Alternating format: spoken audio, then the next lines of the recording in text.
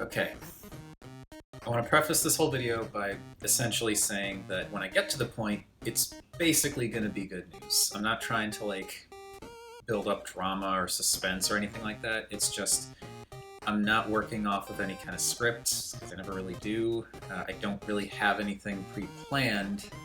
Usually I try to plan out what I want to say a little bit beforehand, but this is just going to be off-the-cuff stream of consciousness talk, and I've got a lot of stuff up here to get through, so not trying to build up suspense on purpose. It's just there's a lot I need to talk out here.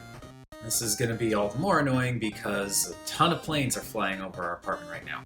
So, as some of you may or may not remember, I basically stopped doing videos for a while at the start of this year, 2021. And the whole reason I did that is because YouTube is a garbage platform. We all know this. They're terrible. It's a terrible company. I mean, it's Google, so we know that too.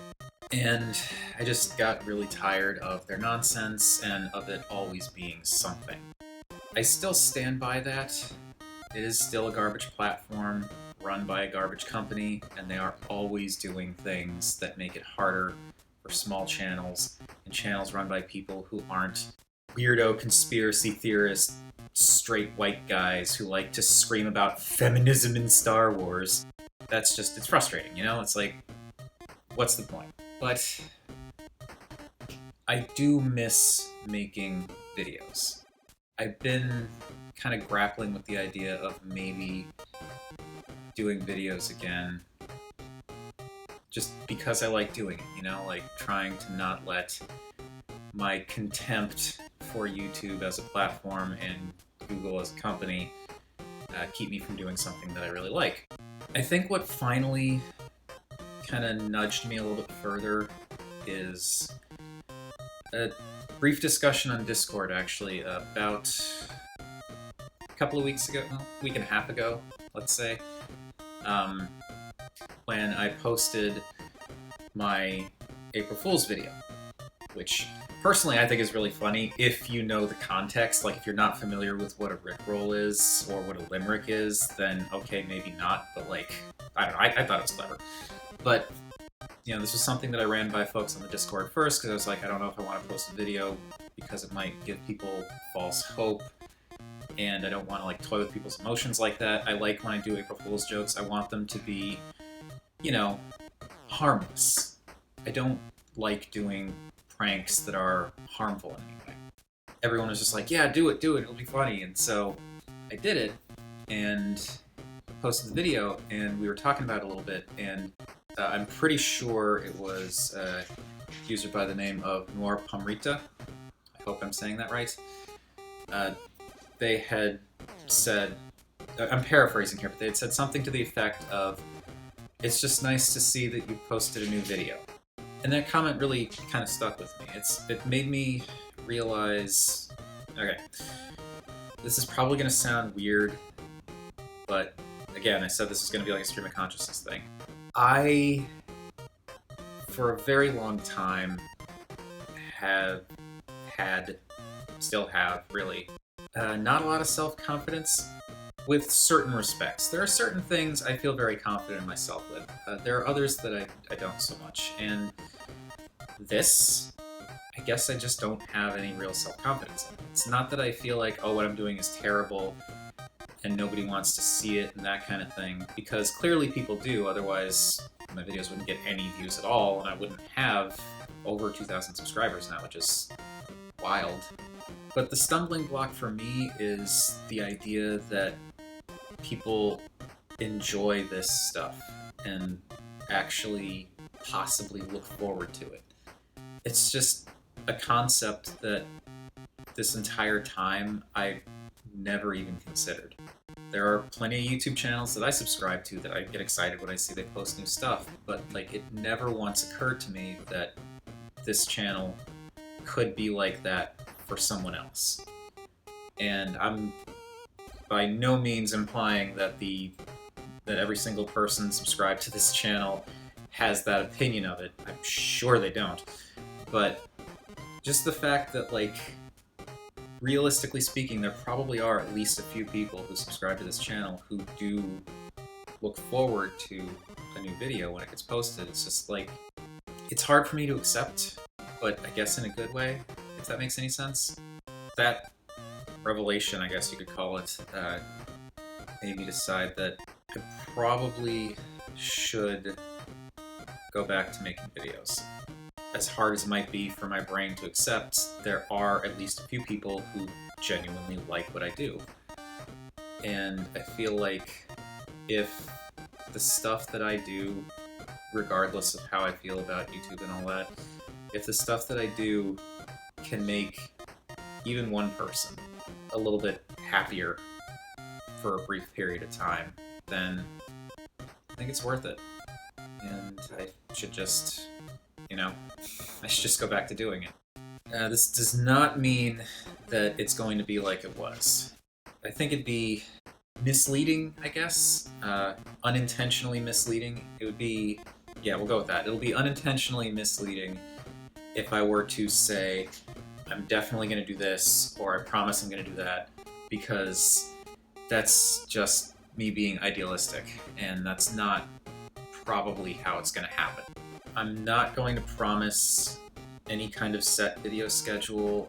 I'm not going to promise any kind of set format. I'm not going to promise any kind of set topics, like specific figures or anything like that. Because as of right now, this is the only video that I have in the bank, so to speak. I have not recorded anything new. And I don't know exactly what I'm going to do when I do end up getting back to recording. So, I can't say that I'm going to do 2 videos a week. I'm not even going to kid myself and try and say that I'm going to try to, because I'm not. I know I'm not going to. What I'm going to do is, I can promise that I'm going to try to make more videos in some capacity. I know that's super vague and not particularly helpful, but that's all I got. I'm going to try my best to get back on making videos, but it's going to be entirely on my own terms. What I mean by that is, I won't be following a schedule, so it could be 1 video a week, it could be 1 video a month, it could be 1 video a year, I really don't know. I'm honestly not sure what the format's going to look like. I think I'm kind of done with the format that I've been using. I don't hate it, it's just, I guess I just want to mix things up a little bit, do things a little bit differently. Whether that means sitting in front of the camera more often and taking a more view approach where I talk to the camera and then have still shots or video kind of interspersed, or if I take something that's maybe more akin to what Vangelis does, where I have scripted segments. I probably won't do that because I don't really do scripts, but with B-roll and then the unscripted segments. I don't know if it's going to be a similar thing with just me behind the camera the whole time and just kind of approaching things slightly differently. All I know is it's going to probably be different in some capacity.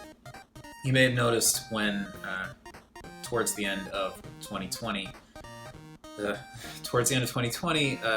music was changing for some of the videos. That's because I got a album of chiptune music through it was an itch.io bundle, and I hadn't realized it at the time, but there was the soundtrack included, and the soundtrack is great, and I love the music, and so I've been using it for all of those videos, and so I'm kind of figuring I'm probably going to keep using that stuff, because it's nice to use something that's not from YouTube's library. And it's nothing against Kevin MacLeod, who, as we know, is 95% of YouTube's audio library. It's not that I think that music is lesser or anything like that. It's just, I like the idea of using something that stands out a little bit more, because the YouTube library music is used in so many videos. Music I've seen used in other videos, and it's I don't have a problem with that. It's just that, I like the idea of maybe having something that's just a little bit different. And I think the chiptune stuff kind of works pretty well. I can't off the top of my head remember the name of the artist or the album, which was really terrible of me, but there is going to be a link in the description for the background track that I'm using here, as well as, obviously, the artist name, album title, all that stuff.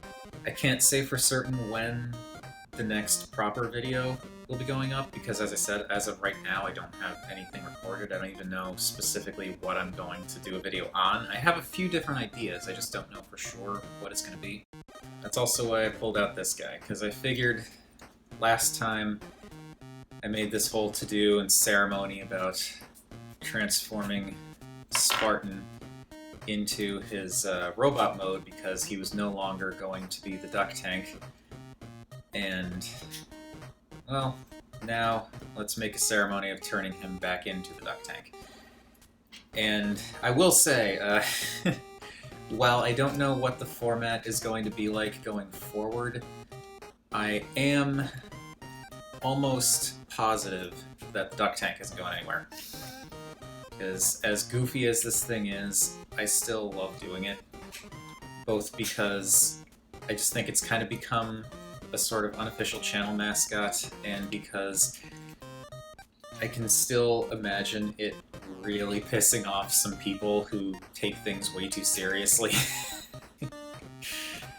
And I think I mentioned this previously, but when people get really unreasonably mad about really silly things, like when the video that I posted for Spartan back in the day, which wasn't that long ago, but back when I posted the video for Spartan, there were a handful of people that got really mad when I talked about how I wasn't a fan of his alt mode. And that's why Duck Tank exists. If those people had just, you know, been reasonable about it, and not been, like, weirdly obsessive jerks over the fact that some random guy on YouTube didn't like the alt mode for a figure that he himself said was a great figure, just didn't like the alt mode, then it would be a non-issue. But, you know, because some people gotta be jerks.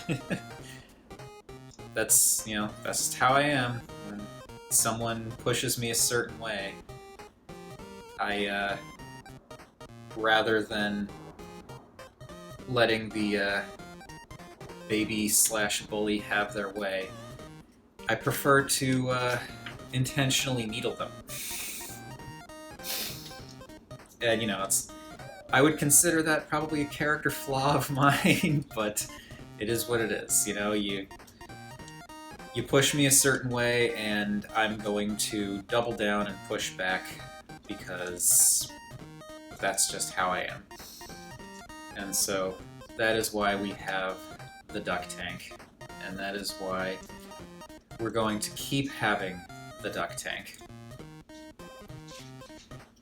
Well, that's not true. The reason we're going to keep having the duck tank is because, like I said, it's sort of become a unofficial, or possibly official at this point, channel mascot. But that's the reason the duck tank existed in the first place. There we go. It has been a little while since I've transformed this guy. Still rolls out of me pretty easily, though. And cannon. There we go. We're back. I suppose I should take this opportunity to do typical vlog stuff at the very end, just to kind of close things out, talk a little bit about how things have been going personally, you know, that kind of thing. As is probably noticeable, as was probably noticeable in the April Fool's video, because it was brought up also in the Discord, I have lost this not insignificant amount of weight. Heck, since I was in front of the camera last, I think it's probably been another 10 or so pounds, but like I said in a previous vlog, it's, you know, I'm not sick or anything like that, it's just, we locked down for 3 months in 2020, and I didn't have access to junk food and soda. There was that. I was intentionally trying to not eat as much volume-wise, because at that point when things were locked down, we didn't know how long we would have between being able to get more food, so I didn't want to like burn through all of our food. And the result of eating less junk and less in general was I dropped a whole bunch of weight. And then when I went back to work, I walked to work. It's just under a mile. It's like maybe 1/10 of a mile under a mile walking to work and then walking back. So I'm basically walking 2 miles every single workday. So that's, you know, let's say walking 10 miles a week.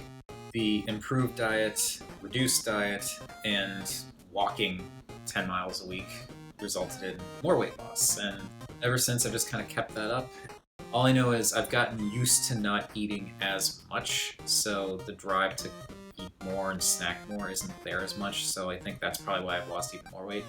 I'm basically eating like a normal human being rather than a herd of bison, which is probably the main...